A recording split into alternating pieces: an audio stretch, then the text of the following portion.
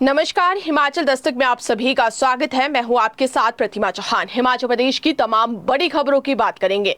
राष्ट्रीय गीत का मुद्दा अब हिमाचल तक पहुंच चुका है। आज से शुरू हुए विधानसभा मानसून सत्र का पहला दिन ही इस मुद्दे को लेकर हंगामे की भेंट चढ़ गया और सदन की कार्यवाही कल तक के लिए स्थगित करनी पड़ी।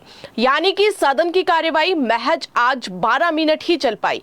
दरअसल सदन की कार्यवाही की शुरुआत राष्ट्रीय गान के साथ हुई और इस पर विपक्ष भड़क गया और कहा कि केंद्र सरकार की ओर से राष्ट्रीय गीत को लेकर नया प्रावधान किया गया है, जिसके तहत सरकारी कार्यक्रमों की शुरुआत राष्ट्रीय गीत से किए जाने की बात कही गई है। विपक्ष का तर्क था कि विधानसभा में भी इस व्यवस्था का पालन होना चाहिए और सदन की शुरुआत वंदे मातरम से की जानी चाहिए थी। इस मुद्दे पर विपक्षी सदस्य सदन में खड़े होकर विरोध करने लगे और नारेबाजी शुरू कर दी। इसके जवाब में सत्ता पक्ष के सदस्य भी नारेबाजी करने लगे।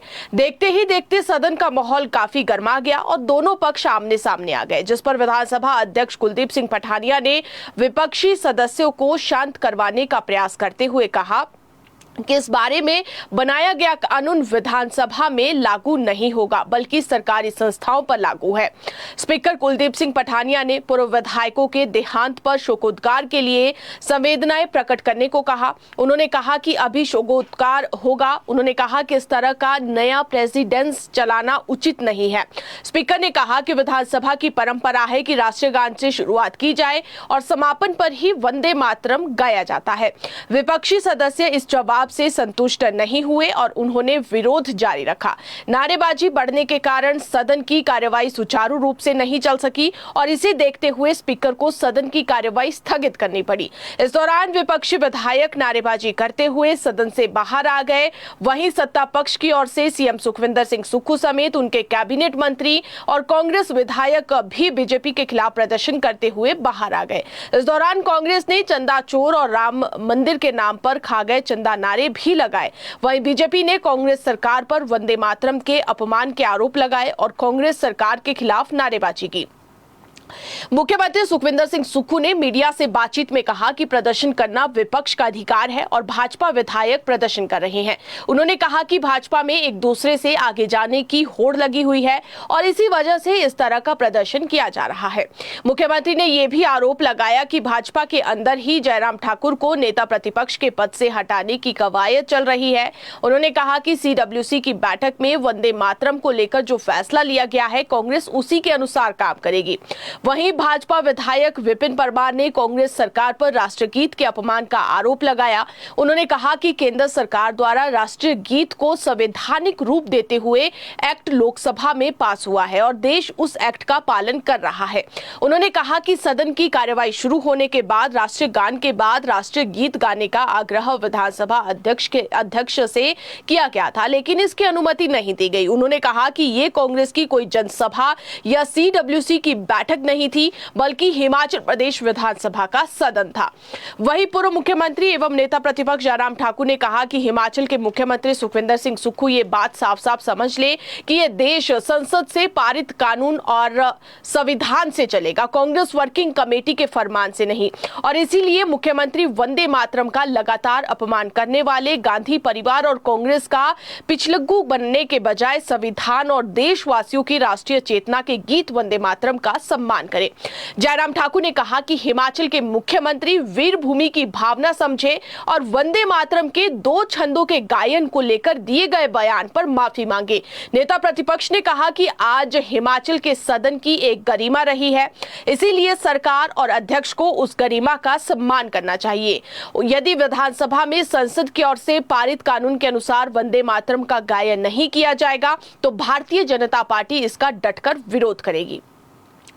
राष्ट्रीय गीत को लेकर शुरू हुआ विवाद अब राजनीतिक मुद्दा बन चुका है और एक तरफ भाजपा इसे राष्ट्रीय गीत के सम्मान से जोड़कर सरकार पर हमला कर रही है, तो दूसरी तरफ मुख्यमंत्री सुखविंदर सिंह सुक्खू ने विपक्ष के प्रदर्शन को भाजपा की अंदरूनी राजनीति से जोड़ते हुए निशाना साधा है। मानसून सत्र के पहले दिन ही दोनों पक्षों के बीच तीखा टकराव देखने को मिला। अब देखना यह होगा कि कल सदन की कार्यवाही शुरू होने के बाद ये मुद्दा किस तरीके से आगे बढ़ता है। सत्र की कार्यवाही स्थगित होने के बाद मीडिया से बातचीत में विधानसभा अध्यक्ष ने कहा कि देश में कई विधानमंडलों में सत्र की शुरुआत राष्ट्रीय गान से और समापन राष्ट्रीय गीत से करने की परंपरा रही है। लोकसभा सहित कई विधानसभाओं में भी ऐसी व्यवस्थाओं का पालन किया जाता है। हिमाचल प्रदेश विधानसभा में भी अपनी निर्धारित प्रक्रिया और स्थापित परंपराओं के अनुसार ही कार्य करती है। उन्होंने कहा कि मानसून सत्र के पहले दिन जैसे ही सदन की कार्यवाही शुरू हुई, विपक्ष की ओर से राष्ट्रीय गीत को लेकर आपत्ति जताई गई। विपक्षी विधायक अपनी मांग को लेकर नारेबाजी करने लगे और इसके बाद सत्ता पक्ष के सदस्यों ने भी नारेबाजी शुरू कर दी। विधानसभा अध्यक्ष ने कहा कि सदन के भीतर किसी भी मुद्दे पर चर्चा करने और अपनी बात रखने के लिए पूरी प्रक्रिया निर्धारित है। लोकतांत्रिक व्यवस्था में हर सदस्य को अपनी बात रखने और विरोध करने का अधिकार है, लेकिन सदन की कार्यवाही तय नियमों के अनुसार ही संचालित की जा सकती है।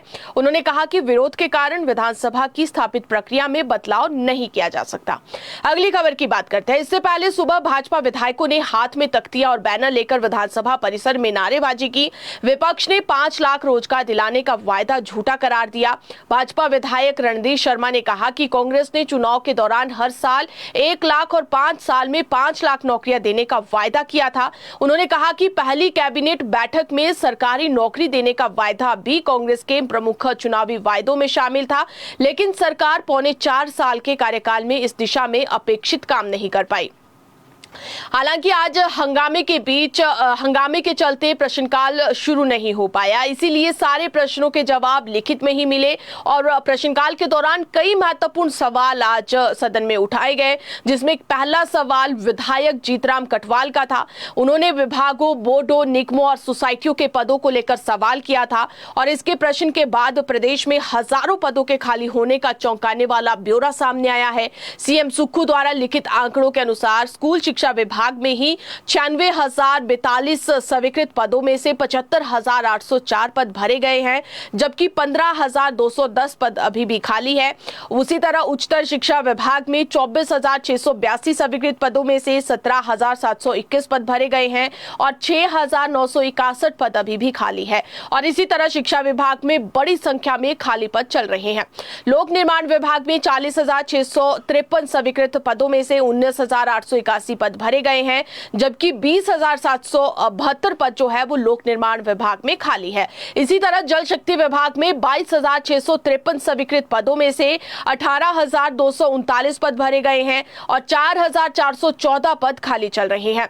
और इसी तरह स्वास्थ्य और परिवार कल्याण विभाग के तहत भी बड़ी संख्या में पद खाली है। राष्ट्रीय स्वास्थ्य मिशन में 6,636 स्वीकृत पदों में से 3,752 पद भरे हुए हैं, जबकि 2,884 पद खाली चल रहे हैं। और इसके अलावा जिला स्तर के अस्पतालों और स्वास्थ्य संस्थानों में भी स्वीकृत और भरे पदों के बीच काफी अंतर दर्ज किया गया है। पुलिस विभाग में 20,418 स्वीकृत पदों के मुकाबले 16,520 पद भरे गए हैं, जबकि 3,898 पद खाली है। वहीं जिला न्यायालयों में 2,436 स्वीकृत पदों में से 2,088 पद भरे हैं और 348 पद खाली चले हैं। कृषि विभाग में 2,983 स्वीकृत पदों में से 1,336 पद भरे गए हैं, जबकि 1,647 पद खाली है। वन विभाग में 7,985 स्वीकृत पदों में से 5,668 पद भरे हैं और 2,217 पद खाली है। उद्यान विभाग में 2,442 स्वीकृत पद है, जिसमें कि 1,244 पद भरे गए हैं, जबकि 1,198 पद खाली है। इसके अलावा तकनीकी शिक्षा विभाग में 5,125 स्वीकृत पदों में से 2,619 पद भरे गए हैं और 2,506 पद यहां पर भी खाली है। राजस्व विभाग की बात करें तो राजस्व विभाग में 10,737 स्वीकृत पद है, जिसमें कि 7,325 पदों को भरा गया है, जबकि 3,412 पद खाली है। ग्रामीण विकास विभाग की बात करें तो 2,895 पद स्वीकृत किए गए हैं और 1,151 पद भरे गए हैं और 1,744 पद यहां पर भी खाली है।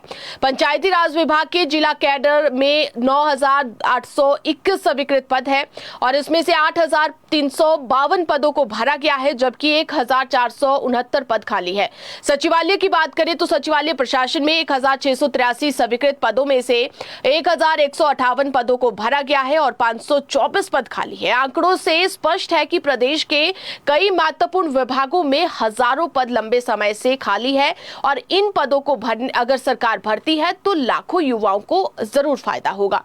अगली खबर की बात करें तो भाजपा विधायक डॉक्टर जनक राज, सुधीर शर्मा, लोकेंद्र कुमार और दीप राज द्वारा रोजगार का मुद्दा सदन में प्रश्नकाल के माध्यम से लाया गया था, जिस पर प्रदेश सरकार ने अपने लिखित जवाब में बताया कि पिछले 3 सालों में राज्य चयन आयोग और लोक सेवा आयोग के माध्यम से हजारों पदों को भरा गया है। राज्य में प्रदेश लोक सेवा आयोग ने पिछले 3 वर्षों में 143 अधिसूचनाएं जारी की है और 107 परीक्षाएं आयोजित की। इनमें से 105 परीक्षाओं के अंतिम परिणाम घोषित किए गए हैं और 2,784 अभ्यर्थियों की नियुक्ति के लिए संस्तुतियां संबंधित विभागों को भेजी गई है। सरकार ने बताया कि इस अवधि में कोई भी विज्ञापित परीक्षा लंबित नहीं है। वहीं हिमाचल प्रदेश राज्य चयन आयोग हमीरपुर के गठन से 31 जुलाई 2025 तक 2,970 अभ्यर्थियों की संस्तुतियां विभिन्न विभागों को भेजी गई है। आयोग ने 30 पोस्ट कोड के अंतिम परिणाम घोषित कर दिए हैं। शाहपुर के विधायक केवल सिंह पठानिया द्वारा प्रदेश के मेडिकल व डेंटल कॉलेजों में स्वीकृत पदों के बारे में पूछे गए सवाल को लेकर सीएम सुक्खू ने लिखित जवाब में कहा कि पिछले 3 वर्षों में आयुर्विज्ञान महाविद्यालयों और डेंटल कॉलेजों में सरकार द्वारा 1,164 पद स्वीकृत किए गए हैं और इन संस्थानों में सरकारी भवन निर्माण के लिए सरकार द्वारा 789 करोड़ 32 लाख की धनराशि उपलब्ध करवाई गई है और इसके अलावा भवनों के रखरखाव के लिए 33 करोड़ 87,06,981 की राशि स्वीकृत की गई है। इसी तरह से ऊना के विधायक सतपाल सिंह सत्ती द्वारा गेहूं बीज खरीद को लेकर पूछे गए सवाल के जवाब में कृषि मंत्री ने कहा कि इस वर्ष सरकार द्वारा राज्य के 6 जिलों जिसमें कि कांगड़ा, मंडी, ऊना, सिरमौर, सोलन व बिलासपुर के किसानों से 48,260.16 क्विंटल गेहूं का बीज खरीदा गया है। उन्होंने कहा कि कृषि विभाग द्वारा 8,03,10,735 रुपए की अदायगी किसानों को कर दी गई है और 7,41,33,533 रुपए की अदायगी शेष है। जसवा प्रागपुर के विधायक विक्रम सिंह द्वारा प्रधानमंत्री सेतु योजना के बारे में पूछे गए सवाल के जवाब में नगर एवं ग्राम योजना मंत्री ने लिखित जवाब में कहा कि वित्त वर्ष 2022-23 से 31 जुलाई 2026 तक प्रदेश में इस योजना के तहत आईटीआई के आधुनिकीकरण का कार्य शुरू नहीं हुआ है। वहीं इससे पहले स्ट्रीव यानी कि skill steering thing for industrial value enhancement परियोजना के तहत प्रदेश के 33 आईटीआई का आधुनिकीकरण किया गया है। इनमें 32 सरकारी और 1 निजी आईटीआई शामिल है। विश्व बैंक की सहायता वाली ये केंद्रीय क्षेत्र की योजना 100% भारत सरकार द्वारा वित्त पोषित थी और 31 मई 2024 को पूरी हो चुकी है और इसके चलते प्रदेश सरकार को इस योजना में कोई मैचिंग शेयर नहीं देना पड़ा। उन्होंने कहा कि योजना के तहत हिमाचल प्रदेश में एक हब एंड स्पॉक क्लस्टर का चयन किया गया है। राज्य स्तर पर गठित एसएससी ने राजकीय आदर्श औद्योगिक प्रशिक्षण संस्थान नालागढ़ को हब आईटीआई के रूप में चुना है और इसके साथ ही 4 सरकारी आईटीआई जिनमें ऊना, रेल, घुमारवी और सोलन को स्पॉक आईटीआई के तौर पर चयनित किया गया है। अगले सवाल की बात करें तो विधायक आशीष शर्मा द्वारा पूछे गए सवाल के जवाब में प्रदेश सरकार ने जानकारी दी है कि Himachal Pradesh housing and urban development authority यानी कि हिमुडा के सेवानिवृत्त कर्मचारियों की डीए लिंक्ड पेंशन का मामला अब सुप्रीम कोर्ट में विचाराधीन है। भारतीय जीवन बीमा निगम और हिमुडा के बीच वर्ष 2014 के बाद उत्पन्न विवाद के चलते पेंशन योजना न्यायालयीय विवाद में पहुंची थी। सुप्रीम कोर्ट में दायर एसएलपी पर अगली सुनवाई 18 सितंबर 2026 को निर्धारित की गई है। एक अन्य प्रश्न के जवाब में प्रदेश सरकार ने जानकारी देते हुए बताया कि प्रदेश के स्वास्थ्य और कल्याण विभाग के तहत संचालित सरकारी अस्पतालों में स्टाफ नर्सों के 672 पद खाली है। सरकार ने बताया कि भर्ती और पदोन्नति नियमों के अनुसार स्टाफ नर्सों के पदों को 45% सीधी भर्ती, 45% बैच वाइज भर्ती और 10% पदोन्नति के माध्यम से भरा जाता है और खाली पदों को भरना एक निरंतर प्रक्रिया है। सरकार ने स्पष्ट किया है कि सहायक स्टाफ नर्सों की सेवाओं जो कि आउटसोर्स पर लगी है कि सेवाओं को नियमित करने का अभी फिलहाल कोई प्रावधान नहीं है। वहीं एक अन्य सवाल के जवाब में प्रदेश सरकार ने स्पष्ट किया है कि पंचायत चौकीदारों के कैडर को ड्राइंग कैडर घोषित करते हुए इसके 566 रिक्त पदों को समाप्त कर लिया गया है। पंचायतों में सुरक्षा, रखरखाव और अन्य आवश्यक कार्यों को सुचारू रूप से जारी रखने के लिए अब इनके स्थान पर 100 बहुउद्देशीय कार्यकर्ता को आउटसोर्स आधार पर नियुक्त किया जाएगा। सरकार के अनुसार ये निर्णय लेने से पहले वित्तीय प्रशासनिक अध्ययन किया गया और अध्ययन में पाया गया कि पंचायत चौकीदारों के पद समाप्त करने के बाद बहुउद्देशीय कार्यकर्ताओं की नियुक्ति से सरकार पर वित्तीय बोझ कम होगा और इससे हर वर्ष करीब 1.70 करोड़ रुपए की बचत होने का अनुमान है। अधिसूचना जारी होने के समय प्रदेश में पंचायत चौकीदारों के कुल 3,157 स्वीकृत पद थे। इनमें से 2,591 पदों पर चौकीदार कार्यरत थे, जबकि 566 पद खाली थे। सरकार ने इन सभी खाली पदों को समाप्त करने का फैसला लिया है।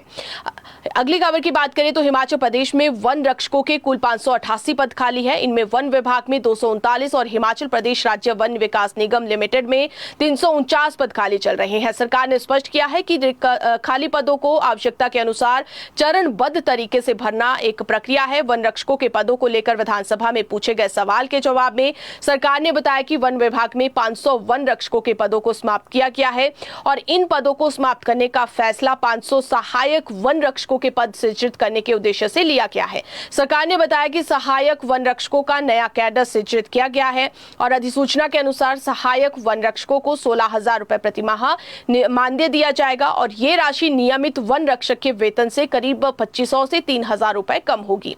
अब बात करते हैं प्रदेश की अन्य खबरों की। कांग्रेस अनुशासन समिति से कारण बताओ नोटिस भेजे जाने के बाद अपने सोशल मीडिया पर वन विकास निगम के उपाध्यक्ष केहर सिंह खाची ने टिप्पणी की है, जिससे पार्टी की आंतरिक सियासत और गर्मा गई है। हालांकि खाची ने यह कहा है कि उन्हें अभी तक कोई नोटिस नहीं मिला है। एक तरफ जहां केहर सिंह खाची अब मुखर हुए हैं, तो वहीं दूसरी तरफ किन्नौर के जिला अध्यक्ष नेगी निगम भंडारी ने भी मंत्री के खिलाफ मोर्चा खोल दिया है। इस तरह से ठियोग और किन्नौर दोनों जिलों में कांग्रेस की सियासत गरमाई हुई है। खाची ने अपने सोशल मीडिया अकाउंट पर लिखा है कि वो कांग्रेस पार्टी के बब्बर शेर है और ऐसे वैसे राजनीतिक षड्यंत्र से डरने वाले नहीं है। उनके इस बयान ने पार्टी के भीतर विवाद को हवा मिल गई है। बता दें कि प्रदेश कांग्रेस की अनुशासन समिति ने खाची से सार्वजनिक मंच पर ठियोग के विधायक और अनुशासन समिति के अध्यक्ष कुलदीप सिंह राठौर के खिलाफ की गई टिप्पणी को लेकर स्पष्टीकरण मांगा है। नोटिस में पूछा गया है कि उनके खिलाफ अनुशासनात्मक कार्रवाई क्यों न की जाए। खाची को 7 दिन के भीतर लिखित जवाब देने के निर्देश दिए गए हैं। अगली खबर की बात करें तो भ्रष्टाचार निवारण अधिनियम के तहत धर्मशाला में दर्ज प्राथमिकी की जांच के सिलसिले में धर्मशाला के विधायक सुधीर शर्मा आज शिमला के खलीनी स्थित विजिलेंस मुख्यालय पहुंचे। विजिलेंस मुख्यालय की ओर से पूछताछ के लिए सुधीर को अलग से नोटिस जारी किया गया है, जबकि धर्मशाला कार्यालय में मामला पहले से ही दर्ज है। अभी भी सुधीर शर्मा से विजिलेंस ऑफिस में पूछताछ जारी है। वहीं सुधीर शर्मा के पहुंचने के साथ ही बड़ी संख्या में समर्थक भी विजिलेंस मुख्यालय के बाहर पहुंचे और प्रदेश के जनजातीय क्षेत्रों में लंबे वहां पर जो है वो पहुंचे। और अब अगली खबर की बात करते हैं। नौतोड़ के मामलों को लेकर नौतोड़ को लेकर जो है वो आज राजस्व मंत्री जगत सिंह नेगी ने बयान दिया है। उन्होंने कहा कि राज्यपाल कविंदर गुप्ता से मामलों पर जल्द फैसला लेने और मंजूरी देने का आग्रह किया जाएगा। जनजातीय क्षेत्रों से जुड़े करीब 20,000 नौतोड़ के मामले अभी लंबित है। जगत सिंह नेगी ने कहा कि नौतोड़ का लाभ उन लोगों को दिया जाना है जिनके पास 20 बीघा से कम भूमि है। जनजातीय क्षेत्रों में लोगों के लिए ये मुद्दा केवल जमीन के अधिकार तक सीमित नहीं है, बल्कि इसका सीधा संबंध ग्रामीण आबादी को उनकी पैतृक क्षेत्रों में रोकने, बंजर भूमि का उपयोग में लाने और पलायन पर अंकुश लगाने से भी है। जनजातीय क्षेत्रों में हजारों परिवार नौतोड़ की मंजूरी का इंतजार कर रहे हैं। लंबे समय से मामले लंबित रहने के कारण लोगों को परेशानी का सामना करना पड़ रहा है। जगत सिंह नेगी ने कहा कि मैंने राज्यपाल से इस मामले को प्राथमिकता के आधार पर देखने का आग्रह किया है ताकि पात्र लोगों को जल्द से जल्द राहत मिल सके। नेगी के मुताबिक नौतोड़ की मंजूरी मिलने से ऐसी भूमि जो वर्तमान में बंजर या अनुपयोगी पड़ी है उसे आबाद करने का रास्ता खुलेगा। इससे ग्रामीण क्षेत्रों में लोगों को रोजगार और आजीविका के अवसर मिलेंगे और उन्हें अपने मूल क्षेत्रों से बाहर पलायन करने की मजबूरी भी कम होगी। अगली खबर की बात करें तो प्रदेश के सरकारी वरिष्ठ माध्यमिक विद्यालयों में लोक प्रशासन विषय के शिक्षकों की नियुक्ति को लेकर चल रहे असमंजस पर शिक्षा विभाग ने स्थिति स्पष्ट कर दी दी है। अब केवल विद्यालय के हिमाचल प्रदेश स्कूल शिक्षा बोर्ड से संबंध होने के आधार पर इन शिक्षकों को कार्यभार ग्रहण करने से नहीं रोका जा सकेगा। शिक्षा निदेशालय ने सभी जिला उपनिदेशकों और संस्थान प्रमुखों को नियुक्त शिक्षकों को कार्यभार ग्रहण करने के निर्देश जारी किए हैं। शिक्षा निदेशालय की ओर से जारी स्पष्टीकरण में कहा गया है कि प्रदेश राजकीय चयन आयोग हमीरपुर की सिफारिश और सक्षम प्राधिकरण की स्वीकृति के बाद नियुक्त किए गए लोक प्रशासन के शिक्षक संबंधित योजना के तहत विधिवत नियुक्त किए गए हैं और इनकी नियुक्ति सरकारी विद्यालयों में केंद्रीय माध्यमिक शिक्षा बोर्ड से संबद्ध विद्यालयों के लिए शिक्षकों की नियुक्ति संबंधित उपयोजना के तहत की गई है। विभाग ने स्पष्ट किया है कि केंद्रीय माध्यमिक शिक्षा बोर्ड के संबद्ध विद्यालयों के शैक्षणिक पाठ्यक्रम में लोक प्रशासन विषय उपलब्ध नहीं है।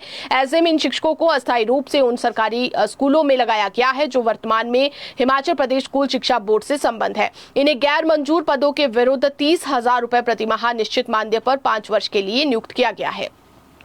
अगली खबर की बात करें तो प्रदेश सरकार ने पेंशन भोगी को 30 सितंबर तक जीवन प्रमाण पत्र प्रस्तुत करने के निर्देश दिए हैं। प्रदेश सरकार ने फैसला लिया है कि पेंशन भोगी अथवा पारिवारिक पेंशन भोगी अपना जीवन प्रमाण पत्र केवल जीवन प्रमाण एप्लीकेशन के माध्यम से ही प्रस्तुत करेंगे। हालांकि चिकित्सीय रूप से अयोग्य पेंशन भोगी जो कि बायोमेट्रिक सत्यापन करवाने में असमर्थ है, वे संबंधित चिकित्सक द्वारा विधिवत प्रमाणित मैनुअल जीवन प्रमाण पत्र पूर्ववत प्रस्तुत करते रहेंगे। पेंशन भोगी कॉमन सर्विस सेंटर, लोकमित्र केंद्र जहां बायोमेट्रिक उपकरण उपलब्ध है पर भी जीवन प्रमाण पत्र बनवा सकते हैं और इसके अतिरिक्त वे जीवन प्रमाण पोर्टल का उपयोग करके अथवा अपने मोबाइल उपकरण पर जीवन प्रमाण एप्लीकेशन के माध्यम से भी जीवन प्रमाण पत्र जनरेट कर सकते हैं। राज्य सरकार ने भारतीय डाक भुगतान बैंक को जीवन प्रमाण के माध्यम से पेंशन भोगियों के डिजिटल जीवन प्रमाण पत्र के सत्यापन के लिए एक अधिकृत अभिकरण के रूप में प्राधिकृत किया है और जीवन प्रमाण के माध्यम से किया गया बायोमेट्रिक सत्यापन 1 वर्ष तक वैध रहेगा। अगली खबर की बात करें तो केंद्र सरकार से विभिन्न योजनाओं और परियोजनाओं के लिए मिलने वाले बजट को अब राज्य सरकारें अपनी सुविधा के अनुसार दूसरी मदों में खर्च नहीं कर सकेगी। देश भर में 1 अप्रैल 2027 से लागू होने जा रही one nation one budget language व्यवस्था में बजट के प्रत्येक रूप का एक समान वर्गीकरण और लेखांकन सुनिश्चित किया जाएगा। प्रदेश ने भी इस नई प्रणाली को अपनाते हुए इसकी तैयारियां शुरू कर दी है। वित्त विभाग ने नई व्यवस्था को लेकर सभी प्रशासनिक सचिवों, विभागाध्यक्षों और नियंत्रक अधिकारियों को दिशा निर्देश जारी कर दिए हैं। अगली खबर की बात करें तो हाईकोर्ट ने पुलिस कर्मचारियों की पदोन्नति और सेवा शर्तों से जुड़े मामले पर राज्य सरकार को रिपोर्ट कोर्ट में पेश करने के लिए 2 सप्ताह का अतिरिक्त समय दिया है। सुनवाई के दौरान सरकार ने पुलिस महानिदेशक कार्यालय की ओर से प्रेषित 18 अगस्त की निर्देशों की प्रति न्यायालय के समक्ष प्रस्तुत की। हाईकोर्ट के 30 दिसंबर 2025 और 17 जुलाई 2026 के आदेशों के अनुपालन में गृह विभाग की ओर से 27 जुलाई 2026 को औपचारिक अधिसूचना जारी कर एक विशेष समिति का गठन किया गया था। अतिरिक्त मुख्य सचिव की अध्यक्षता में इस समिति की बैठक 7 अगस्त को हुई और इसमें पुलिस कर्मियों के मुद्दों पर विचार विमर्श किया गया। समिति की बैठक का विवरण तैयार कर लिया गया है, लेकिन अतिरिक्त मुख्य सचिव के 12 से 19 अगस्त तक टूर पर होने के कारण इसे अंतिम रूप से जारी नहीं किया जा सका। इस वजह से राज्य सरकार ने दस्तावेज रिकॉर्ड पर रखने के लिए 2 सप्ताह का समय मांगा है। अगली खबर की बात करें तो प्रदेश सरकार ने राष्ट्रीय स्वास्थ्य मिशन में कार्यरत हजारों अनुबंध और आउटसोर्स कर्मचारियों के वेतन में बढ़ोतरी की है। इसको लेकर एनएचएम के मिशन निदेशक ने आदेश जारी कर दिए हैं और इसके तहत आउटसोर्स के तहत काम कर रहे कर्मचारियों में स्टाफ नर्स, फार्मासिस्ट, लेबोरेटरी और टेक्नीशियन और ऑपरेशन थिएटर असिस्टेंट का वेतन बढ़ाकर 25,000 प्रतिमाह फिक्स कर दिया है। वहीं डाटा एंट्री ऑपरेटर को अब 18,000 प्रतिमाह वेतन मिलेगा। वहीं अनुबंध के तहत कर्मचारियों में मेडिकल ऑफिसर, डेंटिस्ट, एपिडेमियोलॉजिस्ट और कंसल्टेंट्स का मूल वेतन 56,100 निर्धारित किया गया है। वहीं स्टाफ नर्स का 47,600, फार्मासिस्ट का 43,000 और अकाउंटेंट का मूल वेतन 46,000 तय किया गया है। प्रदेश सरकार ने पालमपुर स्थित श्री साईं विश्वविद्यालय के शैक्षणिक सत्र 2026-27 के लिए फीस तय कर दी है। उच्च शिक्षा विभाग ने फीस निर्धारण समिति की सिफारिशों के आधार पर विश्वविद्यालय की फीस को मंजूरी दी है। सरकार ने साथ ही विश्वविद्यालय को साफ निर्देश दिए हैं कि छात्रों से तय फीस के अलावा किसी अन्य मद में अतिरिक्त राशि नहीं ली जा सकेगी। सरकार की ओर से जारी आदेशों के तहत विश्वविद्यालय कोई भी नया पाठ्यक्रम तब तक शुरू नहीं कर सकेगा जब तक उसे हिमाचल प्रदेश निजी शैक्षणिक संस्थान यानी कि नियामक आयोग से मंजूरी नहीं मिल जाती। विश्वविद्यालय में छात्रावास के लिए एक बार 5,000 रुपए और विश्वविद्यालय के लिए 10,000 रुपए जमानत राशि निर्धारित की गई है और ये राशि वापस भी की जानी होगी।